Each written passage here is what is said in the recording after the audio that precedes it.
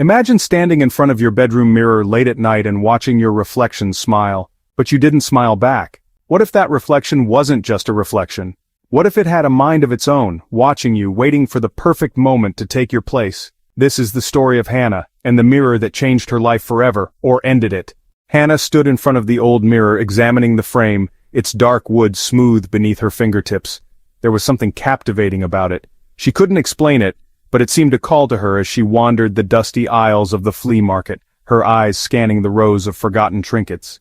The mirror was unlike any she had ever seen. It was tall, slightly curved, with intricate carvings of spiraling vines and strange faces hidden within the patterns.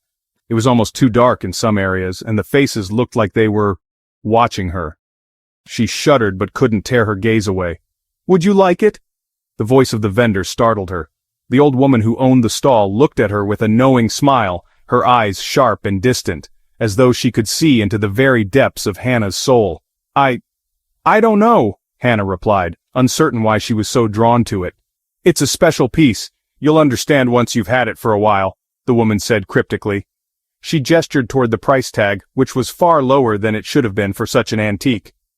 Hannah was intrigued, more by the woman's strange tone than the mirror itself. "How old is it?" she asked. The woman leaned in, her face now strangely hollow.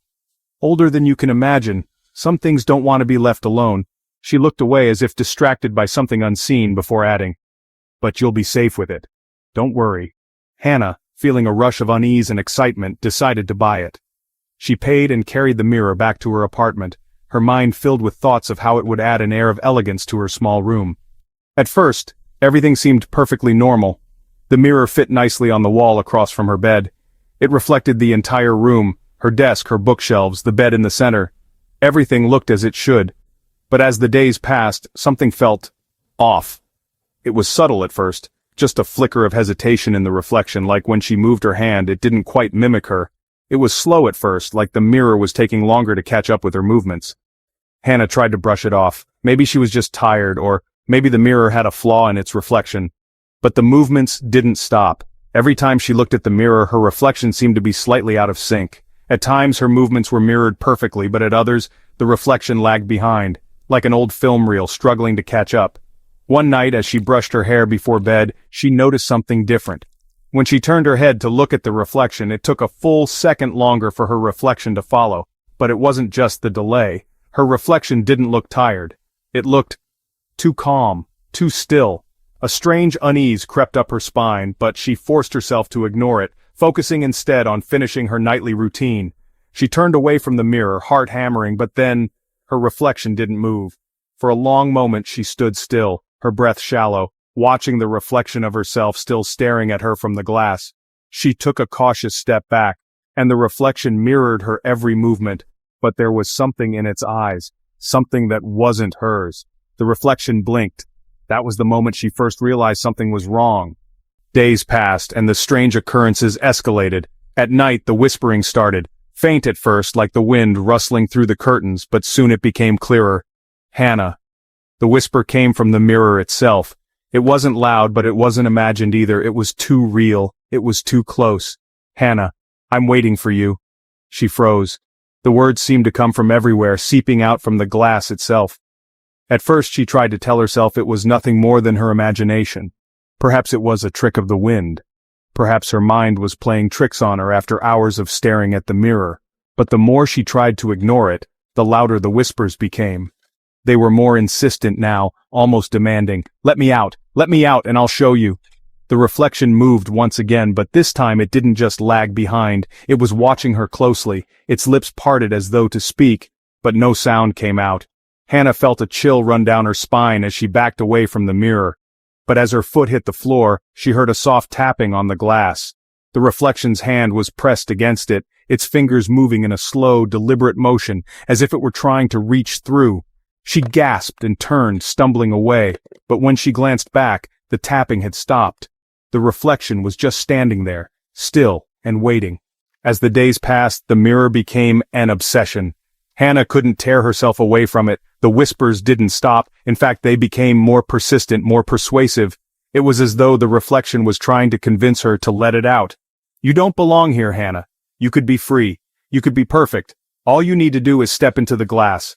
Let me out, and we'll trade places. She couldn't explain why, but a part of her, deep inside, felt drawn to the idea. The mirror seemed to offer something better, something she couldn't resist. One night she stood before it again, drawn by the whispers. The reflection stared back at her, its eyes filled with a longing that terrified her.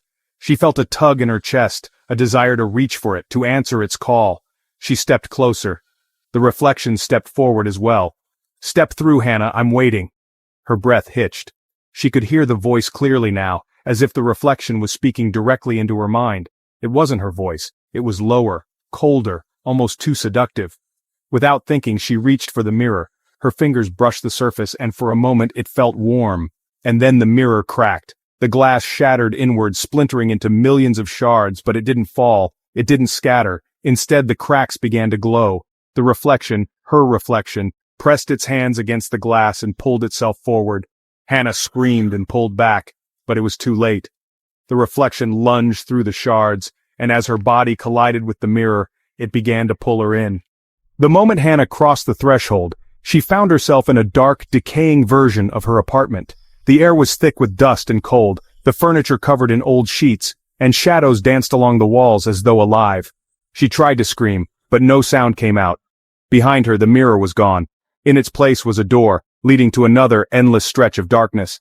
She turned around in panic, her heartbeat thundering in her chest, but standing before her was her reflection, the other Hannah. She smiled sweetly, too sweetly, and said, "Thank you, Hannah. You've made the right choice." Hannah tried to run, but the reflection stepped forward and grabbed her wrist, cold fingers digging into her skin. "There's no escape. You've always been meant for this." The mirror behind her shattered, and the reflection stepped into her real world. A few days later, a young woman named Clara walked through the flea market, browsing through the stalls. Her gaze landed on the old mirror, its dark wood gleaming strangely in the sunlight. The old vendor smiled warmly. "It's perfect for you," she said. Clara nodded, unaware of the evil that awaited her.